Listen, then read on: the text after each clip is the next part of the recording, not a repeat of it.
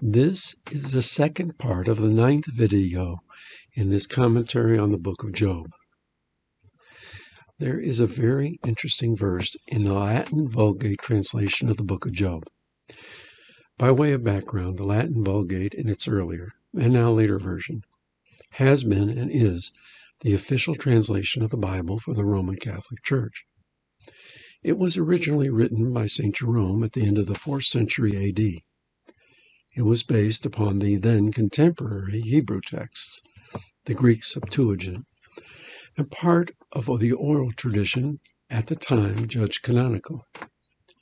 It was the first Bible ever printed. It was printed by Johannes Gutenberg in 1450 A.D. and was called the Gutenberg Bible. The verse that is so interesting is a translation of verse 41:25. In Hebrew it reads, "When he, Leviathan, raises himself up, the gods are afraid. At the crashing they are beside themselves." The Vulgate reads, "When he, Leviathan, shall raise himself up, the angels shall fear, and being affrighted shall purify themselves." What makes Leviathan so fearsome that even God's holy angels fear and being affrighted must purify themselves? So powerful, mankind does not stand a chance to pierce him. It is because his accusation against man is so powerful. One need only look at mankind's history to realize how powerful Hasatan's accusation against man is. Men have been corrupt and abominable.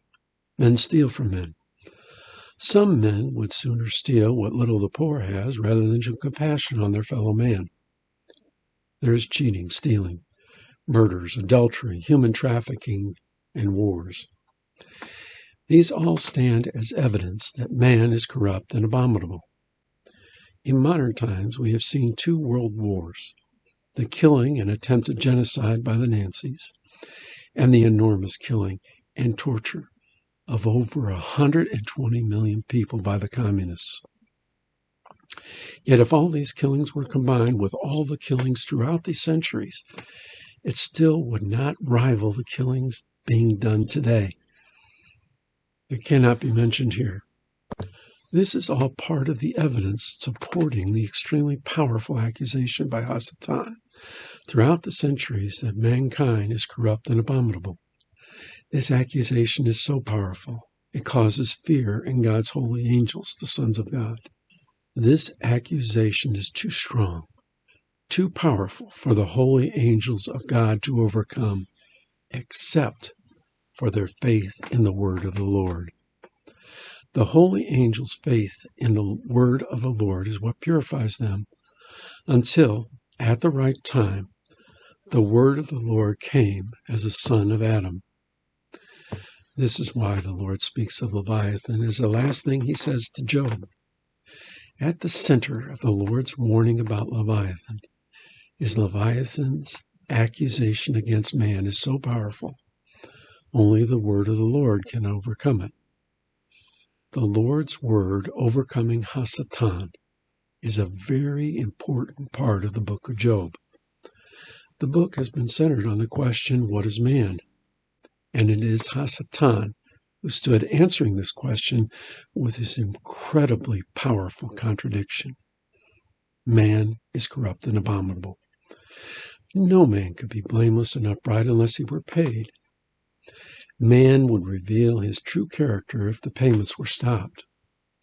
According to Hasatan, this should be obvious to all the heavenly assembly.